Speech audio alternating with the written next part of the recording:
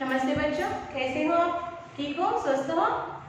तो बच्चों, आज हम इस सेशन में 9th class second language Hindi, द्वितीय भाषा हिंदी, पाठ 10, नाम है अमर वाणी। पाठ का नाम क्या है? अमर वाणी। इस पाठ के अध्ययन करेंगे।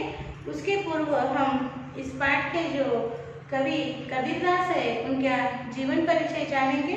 आप आपका टेक्स्ट बुक पेज नंबर 53 खोलिए। अपना स्टडी मटेरियल और क्लास वर्क भी पास में ही रख लीजिए बच्चों, ठीक है ना? अभी देखिए, ध्यान से सुनिए कबीरदास जी का परिचय। कबीरदास ज्ञानमार्गी शाखा के प्रतिनिधि कवि हैं। माना जाता है कि इनका जन्म सन 1389 में हुआ था। कबीर की वाणी का संग्रह बीजक है। इसके 3 भाग हैं, साखी, सबद और रामायणी। इनकी भाषा सदुकड़ी है। इनकी रचनाएं मानवता पर बल देती है। इनका निधन सन 1528 में हुआ था। देखिए बच्चों, कबीरदास जो है, कबीरदास कवि कबीरदास, ये ज्ञान मार्गी शाखा के कवियों की शाखा को विभाजित किया गया था और उन विभाजन में जो ज्ञान मार्गी शाखा का नामांकन हुआ, उस ज्ञान मार्गी शाखा के कबीरदास जी एक प्रतिनिधि कवि है, मुख्य कवि है। माना जाता है कि इनका जन्म और इनके जन्म के बारे में कोई पक्की बात नहीं कही गई कि इनका जन्म अब हुआ। इनके जन्म के बारे में संदेह है कि कब हुआ। तो कहा जाता है कि कुछ लोगों द्वारा इनका जन्म सन 1389 में हुआ था और इनकी कबीर जी की जो वाणी, कबीर जी की जो दोहे हैं, वे एक ग्रंथ में लिखे हुए हैं। उनका संग्रह एक ग्रंथ में किया गया है। उस ग्रंथ को बीजक कहते हैं और इस बीजक ग्रंथ के 3 भाग हैं। इनके दोहों के 3 भाग है। एक है साखी, दूसरा है सबद और रामायणी। ये इनके ग्रंथ के, बीजक ग्रंथ के, इनके दोहों के ग्रंथ के 3 भाग हैं और इनके जो दोहे लिखने की भाषा थी उसे सदुकड़ी भाषा कहते हैं। इनकी रचनाएं मानवता पर बल देती है। इनकी जो दोहों की रचना है वो रचना मानवता पर बल देती है। मानवता पर आधारित इनके दोहे होते हैं। इनका निधन यानी ये कब मरे? सन 1528 में इनका निधन यानी इनका मरण हुआ है, ऐसा कहा नहीं जाता है। इनके मरण के बारे में पक्की बात बताई गई है। और हम और भी विस्तार से अगर जानना चाहे कबीर जी के बारे में तो इस तरह बताया जाता है। कबीर विधवा ब्राह्मणी के संतान थे। नीमा और नीरू मुसलमान जुलाहा दंपति ने इनका लालन पालन किया। इनका जीवन काल सन 1398 में और इनकी मृत्यु 1528 में हुई। स्वामी रामानंद इनके गुरु थे। देखिए, कबीर जी के जीवन के बारे में और भी स्पष्टता से कहा जाता है कि एक विधवा ब्राह्मणी के संतान थे। एक विधवा ब्राह्मण जिसका पति नहीं था, ऐसी ब्राह्मण स्त्री के संतान थे, मगर इन्हें पाला और पोसकर बड़ा किया एक मुसलमान पति पत्नी ने। दंपति यानी पति पत्नी ने, जिनका नाम नीमा और नीरू था। इनका जीवन यानी 1389 में ये पैदा हुए और 1528 में इनकी मृत्यु हो गई। इनकी रचना बीजक है जिसमें 3 भाग है। इनकी रचना, इनके ग्रंथ की रचना जो है बीजक में है और यानी इन्होंने जो दोहे लिखे वो बीजक ग्रंथ में संग्रहित हुए हैं, जिसमें 3 भाग है, रामायणी, सबद और साखी।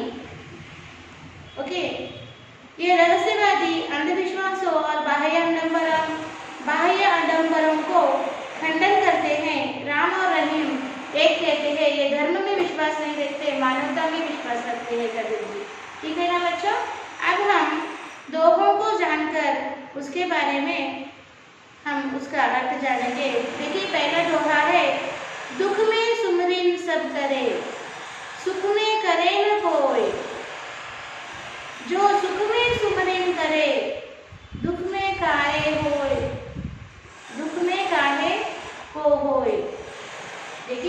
ध्यान से सुने। दुख में सुमरिन करे सब करे, सुख में करे न कोई। जो सुख में सुमरिन करे दुख काहे को होए। यानी दुख आने पर ही हम भगवान का स्मरण करते हैं, दुख आने पर ही भगवान की विशेष प्रार्थना की जाती है, उपवास रखे जाते हैं, दान धर्म किए जाते हैं। सुख के समय भगवान का ज्ञान भी नहीं आता, भगवान का ध्यान, भगवान का विचार भी हमारे मन में नहीं आता। हम सुख के समय अपने ऐशो आराम में, अपने उल्लास आनंद में इतना खो जाते हैं कि भगवान का हमें स्मरण नहीं आता। इसलिए कबीर जी ने कहा है कि दुख आने पर हमें भगवान का ध्यान आता है, सुख के समय हमें भगवान का ध्यान नहीं आता। अगर निरंतर हमेशा भगवान का ध्यान हमें रहे, हम भगवान के निरंतर भक्त बने रहे, भगवान के भक्ति में लीन रहे, भगवान का स्मरण करते रहे, तो हमें दुख ही नहीं होगा। हमें दुख क्यों होगा? जो भगवान के निरंतर भक्ति में डूबा होता है उसे कभी दुख नहीं होता। सही कहा है ना बच्चों? अगला दोहा देखिए।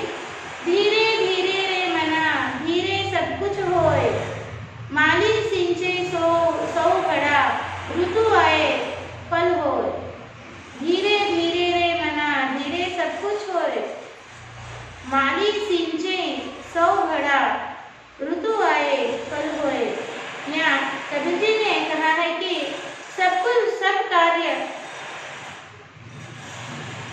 कार्य पूर्ण होने का एक समय भगवान ने तय किया है। जिसका जो समय होता है उसी समय को उस कार्य की पूर्ति होती है। धीरे धीरे से सब कुछ होता है, धीरे में ही सब कुछ है। यानी जल्दी नहीं करना चाहिए, किसी भी कार्य की शीघ्रता यानी जल्दबाजी करना बहुत गलत है। माली चाहे 100 घड़े पानी रोज के पेड़ों को डाले, फिर भी उन पेड़ों को फल और फूल तभी होंगे जब उनका समय आएगा, जब उनमें परिपक्वता होगी। इसका तात्पर्य है बच्चों, किसी कार्य में जल्दी मत कीजिए। अगर आप पढ़ाई में आज कमजोर है तो धीरे धीरे पढ़ाई में मन लगाकर समझने की कोशिश कीजिए, रोज अभ्यास कीजिए और इस तरह रोज प्रैक्टिस करने से, अभ्यास करने से एक दिन आपको क्या होगा? सफलता प्राप्त होगी।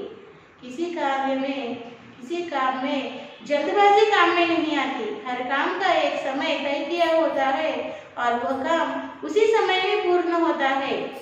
इसका उदाहरण यहाँ पे कबीर जी ने माली से दिया है। माली चाहे बगीचे में पेड़ों को, रोज के एक पेड़ को 100 घड़े पानी डालकर सिंचे, फिर भी उस पेड़ को तभी फूल लगेंगे, तभी फल होंगे जब उसकी आयु परिपक्वता होगी, जब उसकी उम्र सही होगी और उसमें फल और फूल और फल देने की शक्ति आएगी तभी। और जब ऋतु आएगी, सीजन आएगा, तभी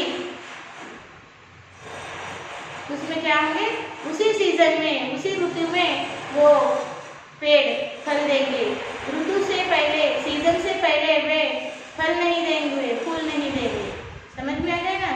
अब आम का पेड़ है और वो माली रोज उसे 100 घड़े पानी डाल रहा है ताकि 2 दिन में उसको आम के फल लगे, आम के फूल उगे, फिर फल लगे।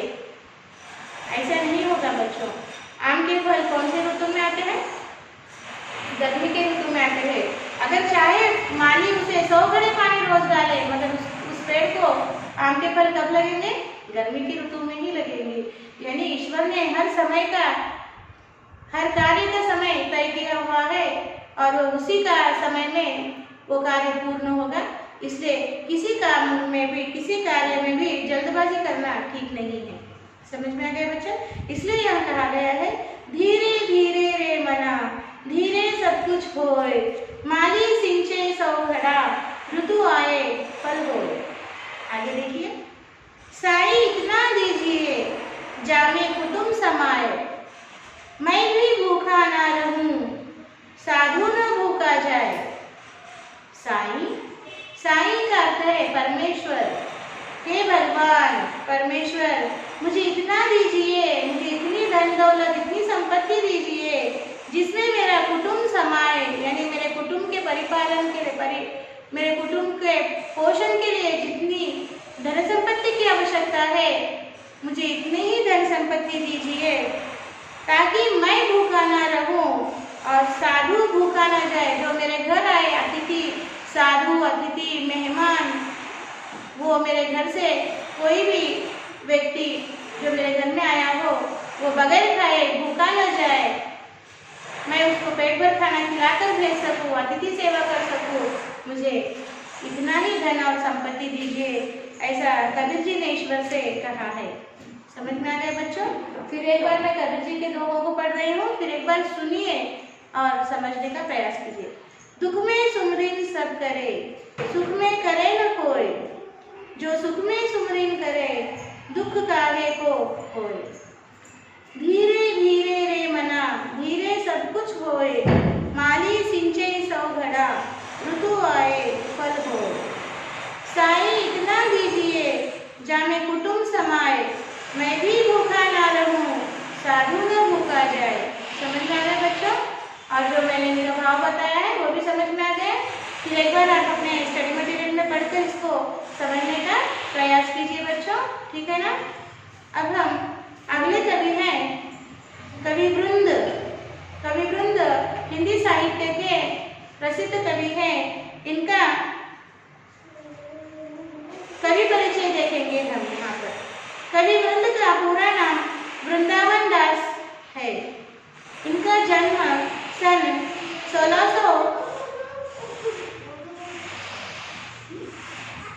1643 में हुआ। इनका जन्म 1643 यानी 43 में हुआ, 1643 में हुआ। इनकी प्रमुख रचनाएं हैं वृंद सतसई, समेत शिखर छंद, भाव पंचाशिका, पवन पचीसी, हितोपदेश, संधि, वचनिका, सत्य स्वरूप, यमक सतसई, हितोपदेशाष्टक, भारत कथा आदि इनकी रचनाएं हैं कवि वृंद की। इनकी रचनाओं में नीति वचनों की सुगंध है। इनकी कविताओं में इनकी जो रचनाएं होते हैं उसमें नीति वचनों की, यानी नीति वचनों का नीति पूर्वक बातों का सुगंध यानी खुशबू आती है। इनका निधन जो है 1723 में हुआ बच्चों। और इनके देखिए इनके दोहों में से नीति किस तरह से सुगंधित उठती है। देखिए, उत्तम जन के संग में सहजे ही सुख भासी, जैसे नृप लावै इतर लेत सभा जनवासी। देखिए, उत्तम लोगों के संगति में रहोगे, सज्जनों की संगति में रहोगे, तब तुम्हें सुख मिलेगा और तुम भी सज्जन बनोगे। उनके गुणों से तुम अपना चरित्र निखारोगे। इसका अर्थ क्या है बच्चों? अगर हम अच्छे लोगों की संगति में हैं, मित्रता में हैं, सोबत में हैं, तो हम भी अच्छे ही बन जाएंगे। उनके साथ रहकर उनके गुणों का आचरण हम हमारे चरित्र में भी करेंगे और हम भी सज्जन बन जाएंगे। हमारे गुणों से भी सज्जनता की महक आएगी, खुशबू आएगी। जिस तरह नृप यानी राजा अपने कपड़ों पर इत्र यानी परफ्यूम लगाते हैं और उसकी खुशबू सारे दरबारवासी को मिलती है, जनवासी यानी राजा जिधर से भी गुजरे सब उसके परफ्यूम यानी इत्र की खुशबू से क्या होते हैं? महक उड़ते हैं। समझ में आया? आगे देखिए, करे बुराई सुख चहे, कैसे पावे कोय, रौपे बिरवा आँख को, आम कहाँ ते होए। देखिए, यहाँ पे कवि वृंद जी ने बहुत ही सुंदरता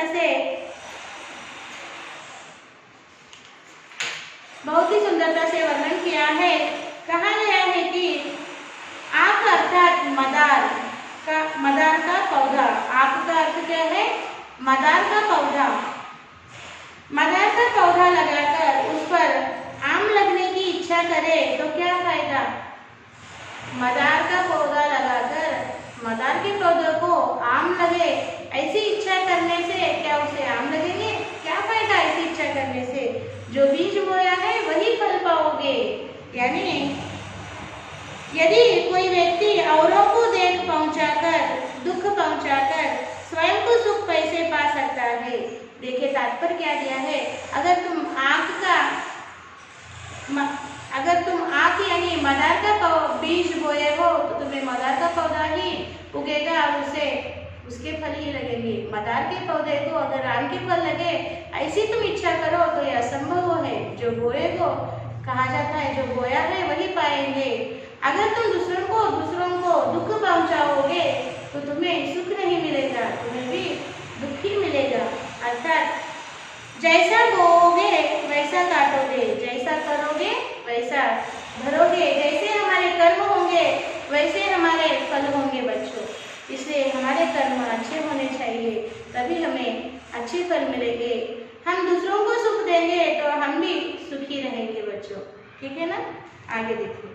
करत करत अभ्यास ते जड़मती होत सुजान, रसरी आवत जात ते सिर पर परत निशान। देखिए यहाँ पर बहुत ही सुंदर उपमा देकर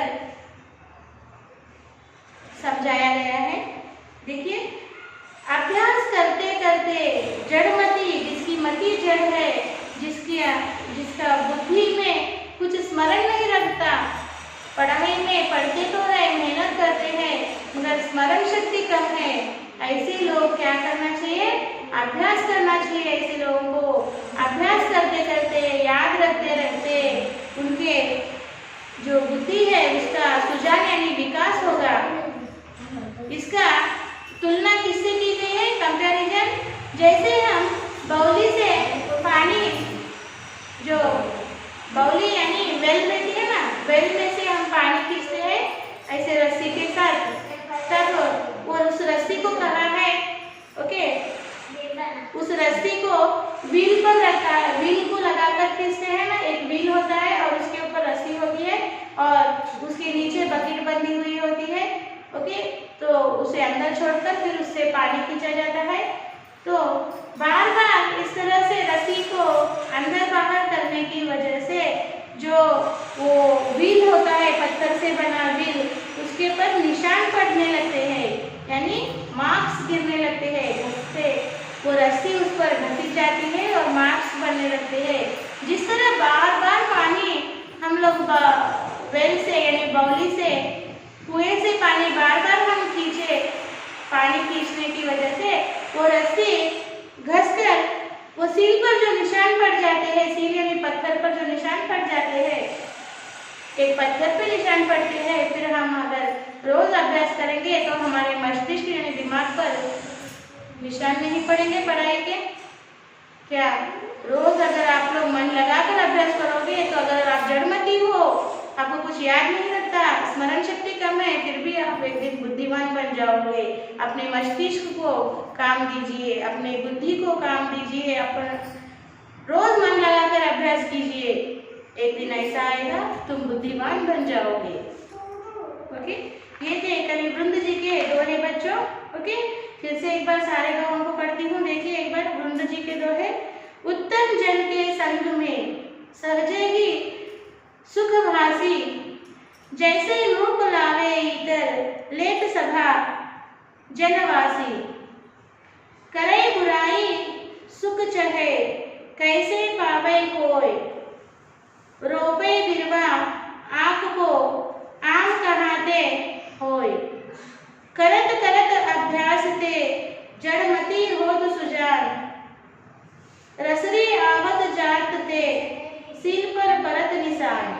तो इस तरह से ये दोहे हैं बच्चों, इनका रोज वाचन कीजिए, इनके भाव को समझिए और इसमें जो नीति दी गई है, सीख दी गई है, अपने जीवन में उसे आचरण में लाने का प्रयास कीजिए।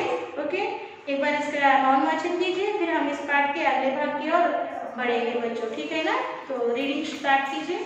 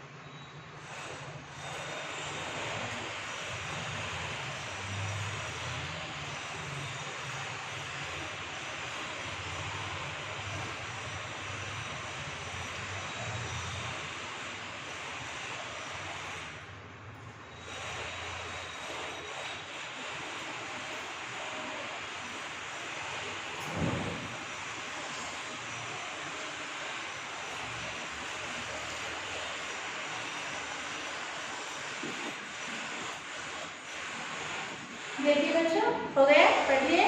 Reading is very important, always do the lesson reading children. Okay, अब हम देखेंगे यहाँ पर अर्थग्राह्यता और प्रतिक्रिया में कुछ प्रश्न पूछे हैं। उन प्रश्नों को पढ़कर समझेंगे। कबीर के बारे में बताइए।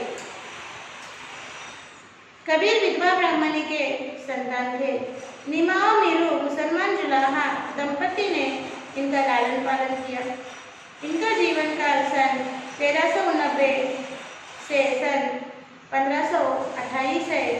स्वामी रामानंद इनके गुरु थे। इनकी रचना बीजक है, जिसमें 3 भाग हैं, रामायणी, सबद और साखी। इनकी भाषा सदुकड़ी कहते हैं। ये ज्ञान मार्ग शाखा के प्रमुख कवि हैं। ये रहस्यवादी हैं, अंधविश्वासों और बाह्य आडंबर को खंडन करते हैं। राम और रहीम एक कहते हैं। इस तरह से इस प्रश्न का उत्तर दिया है बच्चों। आप पढ़िए, समझिए और अपने शब्दों में लिखने का प्रयास कीजिए। अगला प्रश्न देखिए, अभ्यास का क्या महत्व है? उत्तर इस तरह से लिखना है, मानव जीवन में अभ्यास का महत्वपूर्ण स्थान है। अभ्यास करते रहने से असंभव काम भी संभव हो जाते हैं। मूर्ख व्यक्ति भी अभ्यास करने से महापंडित बन सकता है। महाकवि वाल्मीकि ही इसका सच्चा उदाहरण है। कविवर वृंद भी इसी विषय का समर्थन करते हैं। शीला पर निशान पड़ना बहुत मुश्किल है, लेकिन रस्सी की रगड़ से उस पर भी निशान पड़ जाता है। इसलिए अभ्यास के द्वारा मानव सब कुछ प्राप्त कर सकता है। इस तरह से इन प्रश्नों के उत्तर आपको लिखना है बच्चों। आगे देखिए, भाव से संबंधित दोहा। सुख में ईश्वर का ध्यान रखने वाले दुख को दुख नहीं होता, यानी इस दोहा लिखना है। इस अर्थ से संबंधित, दुख में सुमरिन सब करे, सुख में न करे, दुख में सुमरिन सब करे, सुख में करे न कोई। जो सुख में सुमरिन करे, दुख काहे को होय। यानी यहाँ पर आपको अर्थ दिया गया है, उस अर्थ से संबंधित दोहा की पंक्ति लिखने के लिए कहा गया है। ओके, और आगे देखिए, अभिव्यक्ति और सृजनात्मकता में कुछ प्रश्न दिए हैं। कबीर की दृष्टि में किसी काम को धीरे धीरे करना, इसका क्या तात्पर्य है? उत्तर है, कुछ वृक्ष ऋतु धर्म के अनुसार फल देते हैं, वैसे ही कुछ लताओं और पौधों पर ऋतु धर्म के अनुसार फूल उगते हैं। जल्दी उनके फल फूल पाने की आशा में 100 घड़ों से पानी सींचने से हम उन्हें नहीं पा सकते। जल्दबाजी से तमाम काम खराब हो जाते हैं। ओके, और अगला प्रश्न है, हमें किन प्रयत्नों से सफलता मिल सकती है? उत्तर, हमें विश्वास होना चाहिए, उसी विश्वास के साथ प्रयत्न चाहिए। प्रयत्न और आत्मविश्वास के साथ पूरी लगन अपने आप काम में लगाने से सफलता अपने आप मिल सकती है। और तीसरा प्रश्न है, भगवान का स्मरण कब करना और क्यों? उत्तर इस तरह लिखिए, दुख में सभी लोग भगवान का स्मरण करते हैं, लेकिन सुख में कोई नहीं करते। यदि सुख में भी भगवान का स्मरण करते तो दुख नहीं होता। इसलिए भगवान का स्मरण सुख दुख में निरंतर करते रहना चाहिए। इस तरह से यहाँ पर सभी प्रश्नों को विस्तार से दिया है। और एक प्रश्न है, सुनिए बच्चों, कबीर और रहीम के दोहे हमारे जीवन को किस प्रकार प्रभावित करते हैं? बताइए। उत्तर इस तरह लिखें, कबीर के अनुसार लोग दुख में भगवान का स्मरण करते हैं, सुख में भगवान का स्मरण नहीं करते। भगवान का स्मरण सुख और दुख में करते रहना चाहिए। रहीम के अनुसार प्रेम रूपी धागे को मत तोड़ना चाहिए। एक बार धागा टूटने से फिर न जुड़ता। इस प्रकार हृदय भी एक बार घायल हो तो फिर नहीं ठीक लगता। इस तरह से यहाँ पर सभी प्रश्न उत्तर सहित स्पष्टता से विस्तार रूप से दिए हुए हैं बच्चों। सभी प्रश्नों को ध्यान से पढ़िए, समझिए, फिर अपने शब्दों में उनके उत्तर लिखने का प्रयास कीजिए बच्चों, ठीक है ना।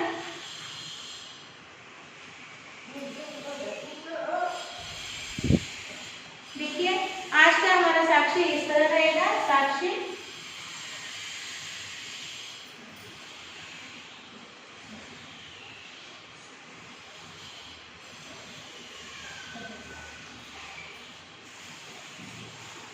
Part 2,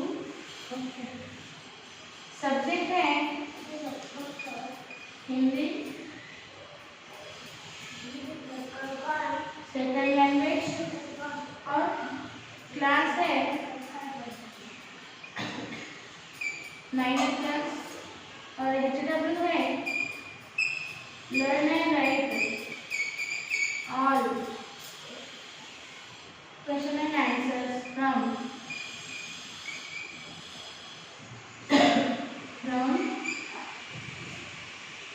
lesson 10 in HW one type। और यहाँ पर आपको PS लिखना है और यहाँ पर PS पेरेंट साइन लेना है बच्चों यहाँ पर। और पेरेंट साइन लेकर जो स्कूल का मेल आईडी आपको दिया गया है बच्चों, उस मेल आईडी को भेज दीजिए। कोई पेंडिंग वर्क, कोई इनकम्प्लीट वर्क मत रखिए। सुंदर हस्ताक्षर में होमवर्क लिखकर जो स्कूल का मेल आईडी दिया है उसको भेज दीजिए। यहाँ पर हमने 5-10 अमरवाणी समाप्त कर दिया है। फिर हम एक नए पाठ के साथ अगले सेशन में मिलेंगे बच्चों। तब तक बच्चों